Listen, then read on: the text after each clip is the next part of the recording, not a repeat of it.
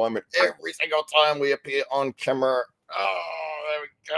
But I may get shown up by the biceps of our guest today. But the man to my left, but to your right, it could be, depending on which screen you are looking at, the co-host, the co-founder, the co-breather of air, the co-wearer of clothes in this very room. It is none other than the King of Sting, the Count of Monte Cristo, the Master of Disaster, the Siberian Bull, Thunderlips, the ultimate male. It is none other than the winner of the Dave Stockbridge of the Year award, the illustrious award held by the illustrious man with the illustrious beard. It is your friend and mine. It is Dave Stockbridge. Welcome to the show. Thank you very much for that very warm welcome as always. Hollywood Matt Connelly is enjoyed to be with you on Arm Wrestling tonight, your 5 night a week, half an hour dose of arm wrestling. We feature 5 nights a week some of the best up-and-coming talent from around the world, and on screen right now is a young man who, well, we call him the Giant Killer. The reason being is because there aren't too many people his size that are even competitive with him. He has to go up several weight categories just to find somebody who's a challenge. Ladies and gentlemen, this man is seated number 1 at the AWE Grand Prix 3. I think he is anyway. Hollywood Matt Connelly will confirm very, very soon. Ladies and gentlemen, it is Taran Broad. Oh, there it Look is. at that. Look at that. Taran Broad. Don't look at that. Hang on. Look at this. No, don't look at his. No, look at me. Can we confirm that, Hollywood, before we go any further? Is Taran the number 1 seed for this event? Absolutely. Okay. So number 1 seed. Now, it's unusual for Taran to be number 1 seeded because he's normally competing against gorillas that are 30, 40, 60, 80 kilos heavier than him. But 100. On this occasion, it's I guess it's 100 kilos heavier. But on this occasion, he is the big gorilla in the room. He is the biggest of the 85 kilo competitors that are likely to be standing tableside at AWE Grand Prix 3. He is the one that all have come to beat. Taran, how does it feel having that type of pressure, a different type of pressure, coming into an event? No, I like it. It's a good amount of pressure. It makes me want to train harder, and I finally get to verse some international competition that are elite and get to test myself. What do you know about your international foes? We've got Guy Tanapat, Gigi Yu, hailing from Singapore. Guy, of course, from Thailand. Have you ever had the opportunity to grip up with either of these guys, or has your experience of them simply been what you've seen online so far? I've only really heard about him recently because of this comp, basically, and I just did some research on him. Guy looks insanely strong for how long he's been arm wrestling, and who's the other guy? I forgot how to say his name. Gigi Yu. Yeah, I'm not even going to attempt to say that. But I think, he's had some good matches with what's his name? Kachan? Yeah, that guy. And he's one of the top guys, so he looks pretty damn strong as well. Yeah. Yeah. And so when you look up and down the card, of course, there are a few competitors that you are much more familiar with. And you've had a great back and forth with Josh Barker over the last several years. And I think Jake Ward claims that Josh has beaten you on every single occasion. But you were kind enough to just clarify that indeed that's 100% incorrect. He beat me every time. He beat you every time, but you walked away with the win. Yeah, I faced him at New South Wales States in 2022. I won that. I was about 79 kilos. And then at Garage Wars a few months later. Mm-hmm. And then, the match you're showing now at AWE1, I think it was. Yeah. So I think Josh was early 70s in this matchup, and you were saying you were certainly not at your heaviest. So you're looking quite trim. No. How much did you weigh in at AWE Grand Prix 1? 82, 83. 82, 83, and at New South Wales was 79. So we're only maybe 4 to 8 kilos difference, depending on the event. Yeah. So I guess that pushes back on Josh's claim that you were substantially heavier at the time.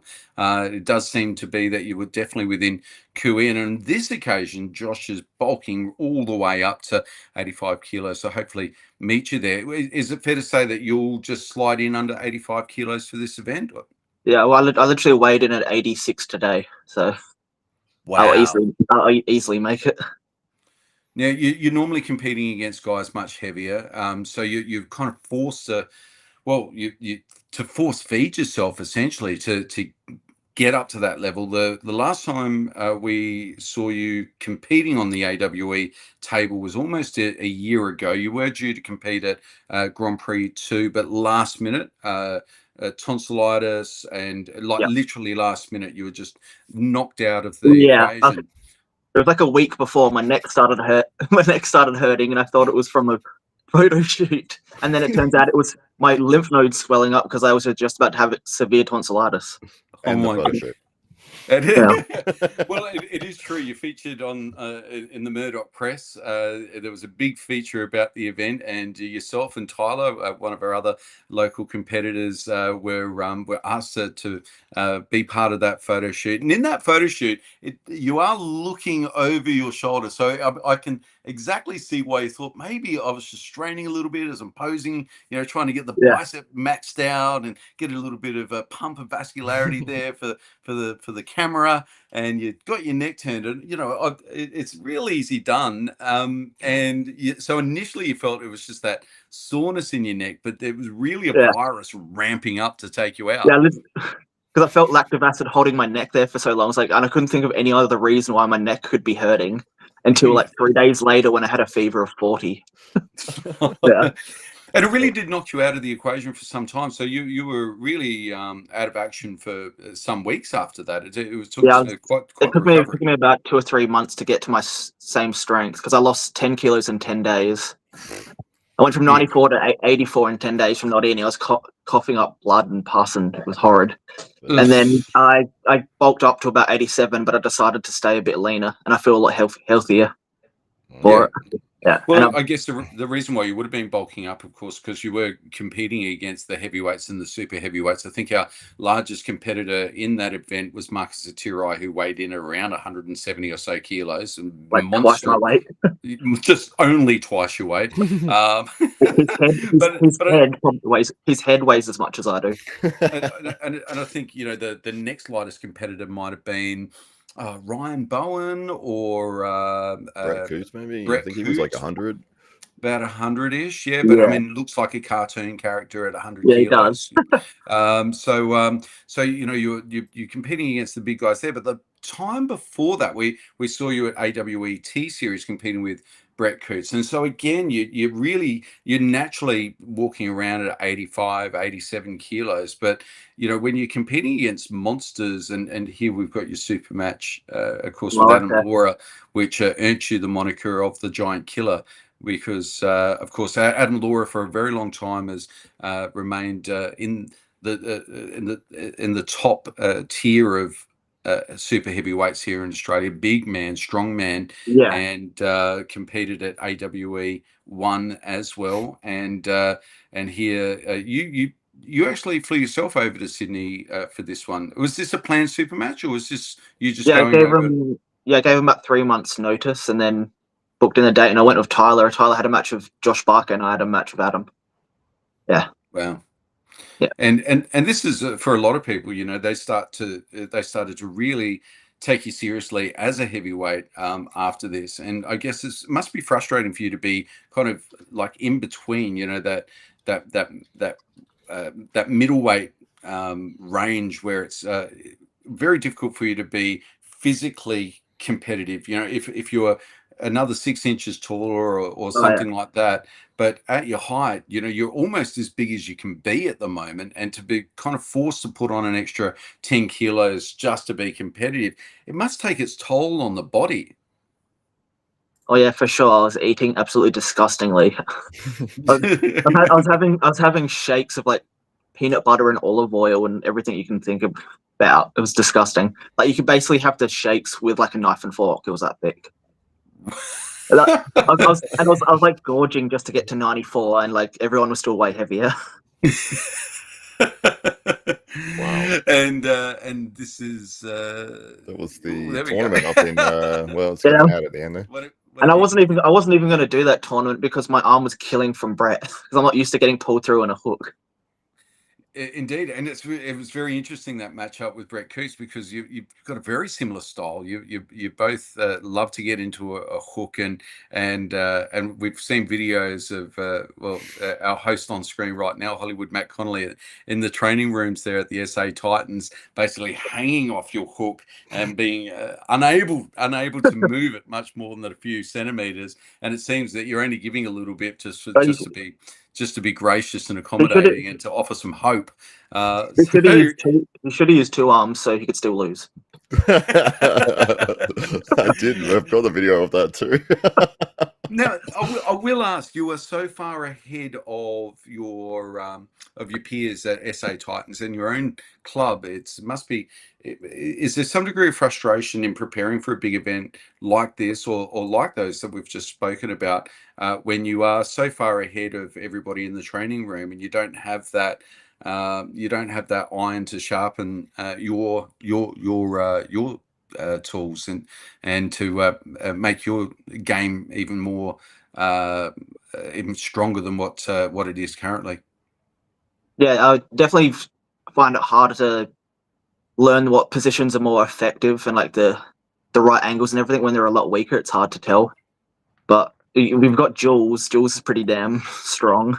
Yeah, he actually teaches me a fair bit of technique because he's strong enough. And yeah, and Jules is very strong in some very unusual places as well. Like, he's got some particular vectors.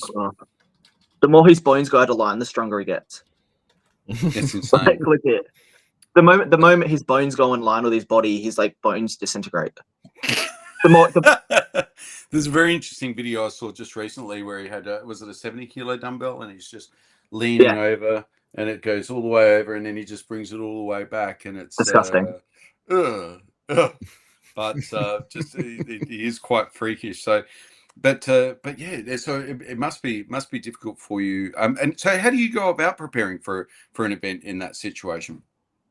Well, with Theon, I was like using bands, and he was using two arms, and we were doing different angles and stuff. That's about the best you can do if they're weaker. Yeah. Yeah. And so with this particular event coming up, is there any changes to normal protocols? There we go. There's Jules on screen now with the 70 kilo. Oh my god. It's actually that's his profile. That's his profile photo. Devin Lorette is his biggest fan. He like loves that stuff. Oh, outrageous. Talk about testing your frame. That's just insanity right there. You can actually feel that lift on the table. He literally gets into that position. Yeah, it's disgusting. Wow. So talk us through first and foremost, for those that are just tuning in for the first time, and some of our international guests, especially those in Europe that are just starting to jump into the comments at the moment, maybe tell us about how you got your start in arm wrestling. Okay, I think I was about 23. It was early 2017, and I always enjoyed arm wrestling like when I was a teenager, but I didn't even know it was a sport until I was 23. And then I searched up arm wrestling South Australia, and I found Tim, and I messaged him, and I literally went to arm wrestling the next week, and I never stopped doing it. Basically, you were hooked immediately. Yeah. And what did the arm wrestling scene in Adelaide look like at that point in time? It was in Tim's backyard of one table and like less than five people, and sometimes only one person would rock up. It happened the first time Tyler came. No. Yeah. And one time he drove all the way from Gawler and there was no one there, and he had to drive back. Like a 3-night the next time he turned up, Tim forgot to bring the pads for the table.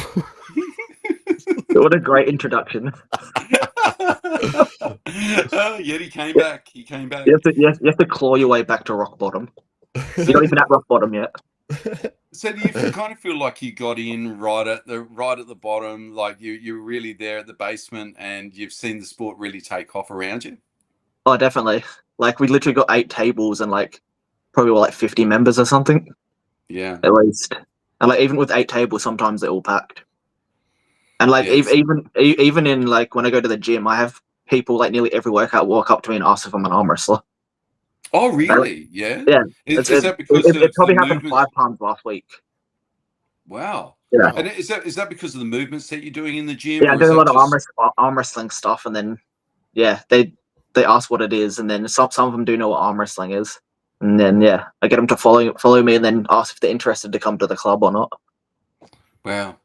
So you've turned into quite the ambassador for the sport. Yeah, I try. Well, and this is your match up at AWET Series, which was on Australia Day 2024. So just a little over a year ago, late January 2024. And you're on the table here against Brett Coots. Brett's a national heavyweight, super heavyweight champion multiple times on right and left arm. And did you ever feel there was a time when you, as you started in particular, that you would be on the table seen as serious competition for somebody like Brett Coots? Literally never.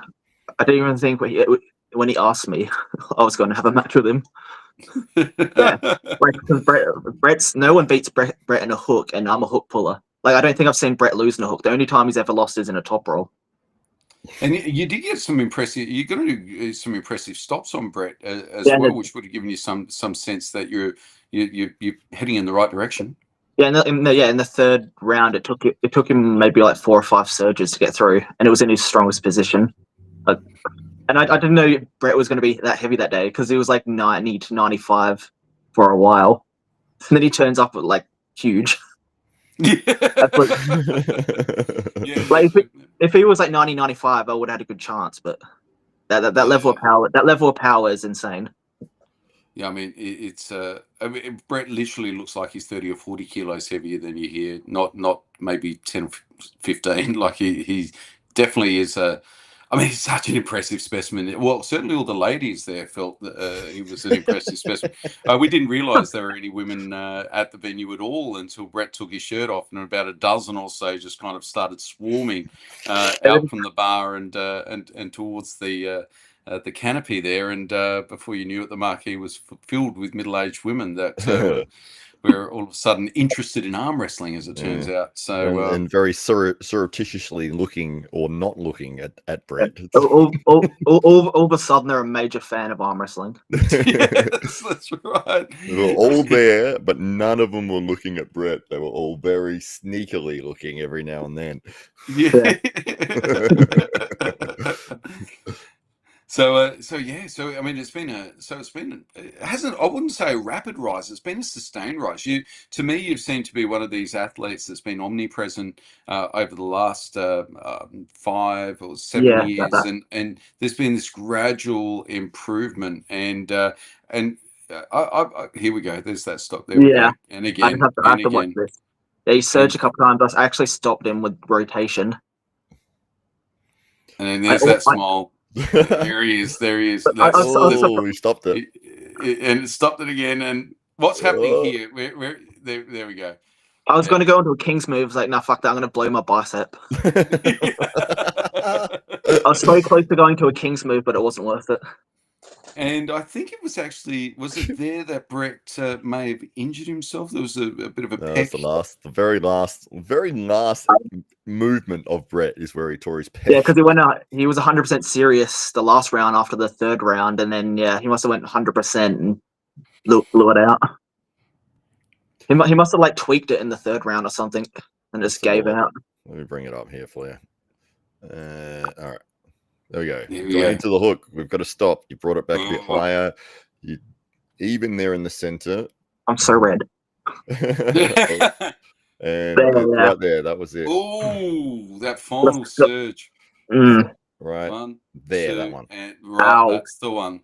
I actually felt that. I felt that go through my arm. Ugh. Oh, really? Yeah. Yeah, like I felt something, like the pressure let up. Oh, wow. You're just thinking, if only I could have stopped that final surge, I probably would have got that pin. If it happened if it happened in the third round, I could have won the whole thing. Yes. Should have done that earlier. So you've been competing for most people now would consider you one of the top 10, regardless of weight, in the country, and So this has been it's been wonderful to watch from the sidelines and to be cheering you on and to see for Matt and I, you're a local, you're part of the SA Titans, an integral part of the SA Titans club, and it's been absolutely spectacular to see you rise to the top of arm wrestling in Australia. But you would think that at 85 kilos, you are the man at the moment, and so you've got this new pressure going into Grand Prix 3, and we're really looking forward to seeing what the best of Southeast Asia and Australia have in order to try and take you out. Now, we have made a point on several occasions of just letting the arm wrestling world know that this is not a super match event. This is a tournament event. And of course, as we saw in our last tournament, you can get a couple of guys like Charles Puri and Marcus Tirai on the table in the first round, having an absolute war, making it easier for the seeds on either side of them to perhaps progress to the next round. So really, in this format, anything can happen. And even if you happen to be caught in that type of situation or not necessarily walk away with the chocolates on this occasion, it's not really hurting your chances on the international super match stage, one would imagine. A good performance here is always going to be good to have on the resume, but ultimately on the other side of this tournament, there's all of that super match glory still to be enjoyed. Have you got any names in mind that you'd love to see across the other side of the table in a super match format in the coming 12 or 18 months that just seems natural for you? I haven't really thought about that because I've been focusing on this comp so much. Just anyone from Southeast Asia, but you're already bringing the people I wanted to face. Like, you've literally bought the people that I wanted to verse, so now I don't know who to choose. I'd have to talk to Greg. Well, Greg, yo. Yeah. 100% I'll do that. He's having some fun with you in the comments here. We'll get to that in a little while. Yeah, I can't, for some reason, it's like cut off and I can't even see the comments. Oh, okay, let's maybe go to the comments now. All right, that's fine. Well, we've had something that's happened that's never happened before, and that is that the Drew was not the very first person to write a comment. He missed out by about 3 seconds. French McGee jumping in ahead of him, and there we are. The Drew, he's here. He did put the Sunnies emoji up, but he was too late. He was in second position. Look at that, the French McGee. Oh, I beat the Drew. What a win! Yeah, there you go. We've got Spermy's ass is creamy is here, which is obviously a play on Hermes Gasparini, and great guy, met him in Ireland. Brandon Chan says, is that the guy from the chat, Stankius? Tell us, where did you get the Dankius moniker from? Where did that come from? Yeah, well, 2016, I had a meme YouTube channel, and it was called Dankus Memius. And then it got deleted for being too offensive. And then the second channel was called Dankius, and then I just called my arm wrestling Dankus Arm Wrestling. Fantastic, awesome. Yeah. There you go. Grant and that's Law evolved into Stankius, obviously. Yeah. Well, Brandon has one. Yeah. Evolved it. That's right. Oh yeah. Grant Law is in, one of the SA Titans members. He says, I just hope Taran doesn't sustain an injury during this podcast.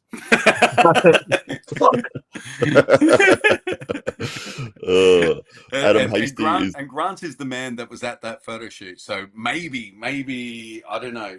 He didn't display any symptoms at the time, of course, but maybe there was something going on that we don't know. Did he pass something on? Did he attempt to sabotage you there? I don't want to create any rumors or any conflict between you and Grant, but just that's classic Grant. There we go. Well, Adam Hasty is also in. He says, hey, good timing, 3 awesome lads. Great to see you in here, Adam, and always good to see you. Grant Law has followed up his joke with G'day Hollywood, we're all behind Taran, the title is coming home. Oh yeah. Well, technically it wouldn't have left home. That's right. No. Yeah, but it's going around the corner to somebody else's home. Ruben Jennings, who is also in the tournament, he says hello from Gympie. It's great to see you, Ruben, and thank you so much for stepping up to fill in the position when Hamza Hodzic unfortunately was not able to compete. So yes, Ruben Jennings is in the show. He's in the chat and he says hello. Great to see him here. Phil Woody from the UK is in as well. Hello to Phil, great guy over there, helps a lot with the arm wrestling scene in the UK. Ruben said, no need to show the footage of Taran beating him in the tournament so many times. Doesn't exist. we didn't show it at all. It didn't repeat 3 times, but that's okay. Marinda Korf is here. Hello to Marinda. Great to see you in here. She has a good question down the bottom here, which I'm getting to.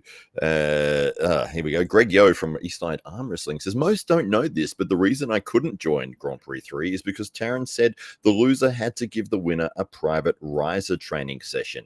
Oh, I like the sound of that. And he also says, show your love to Taran's OnlyFans as well. He does topless bicep curls to Rune Escape music. That's an inside joke there. It's an inside joke.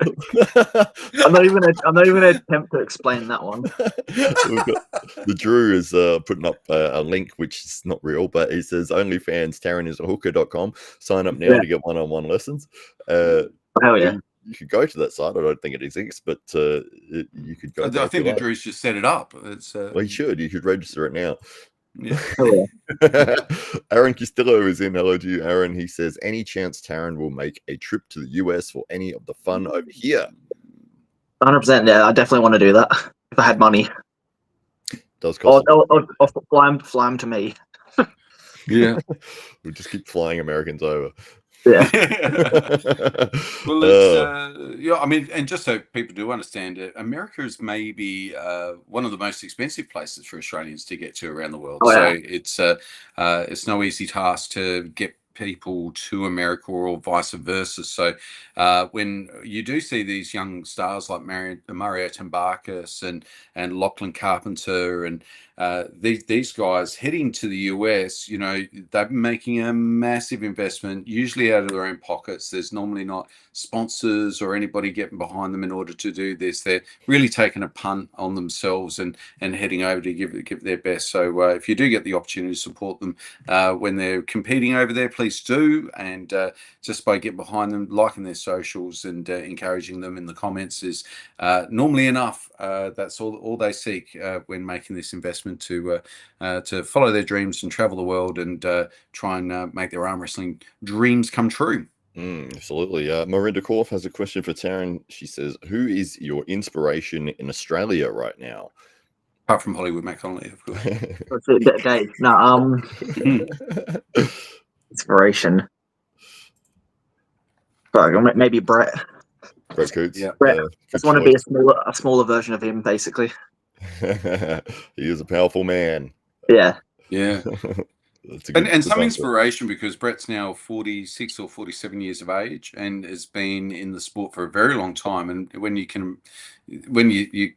project out and you think about if you're still competing at that age, that's like 30 years of arm wrestling, really, and which is kind of incredible. Definitely, I'll be doing it till I die. I'll probably be in the arm wrestling position when I'm in like when the coffin. Yeah, when the rigor mortis sets in. No one will ever pin me again.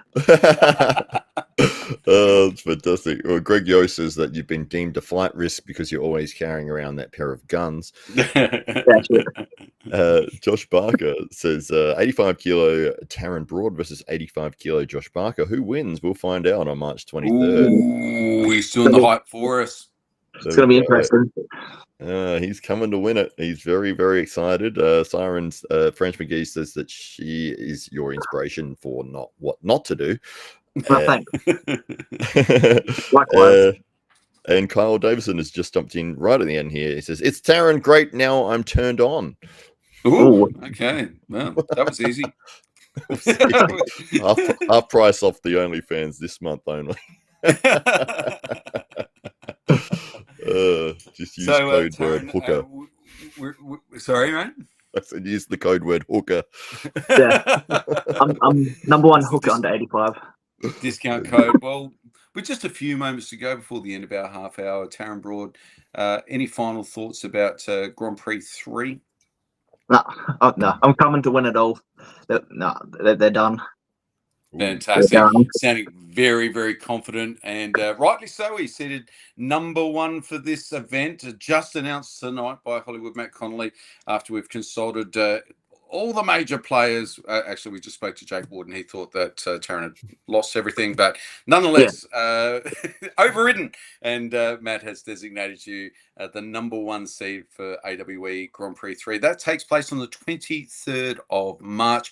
As we draw close to the event, we're going to be letting everybody know how they can see that event and when they can see that event. And importantly, there is only one guaranteed way of seeing it live, and that is to be there in person. And soon tickets will be on sale, and you can see the man on screen right now walk away with it all, perhaps, or be beaten by one of the other competitors. And there's going to be 7 men in the room doing their absolute best in order to ensure they walk away with the AWE middleweight belt around their waist. But Taran Broad, at this stage, all the money is on you for that, and we wish you all the very best of luck as you go through the final moments of preparation. Please stay away from any viruses. Do not do any photo shoots, and we look forward to seeing you on the 23rd. Easy. I'm just about to go to hospital now. Get it over and done with now. Oh, that's fantastic. All right. Awesome. Well, any final thoughts, Hollywood Matt Connelly? Oh, I'm very happy. I think we did a great show. Great to get you finally on bloody podcast, Taran. Been asking you for years. Once every 4 years. It's like the Olympics. Yeah, that's right. Well, we got there. We got there in the end. Well, we hope to have you on again before the big event. Of course, we are counting down. It's less than a month away now, and so I'm sure there'll be a lot of people that will want to hear more about how your preparation's gone as we draw closer to fight week. So we'll look forward to talking to you again as we get closer to the big day. Should we finish with a nice double bicep there? Just to finish things off. Oh, look out. Well. Oh, that's that 85 kilo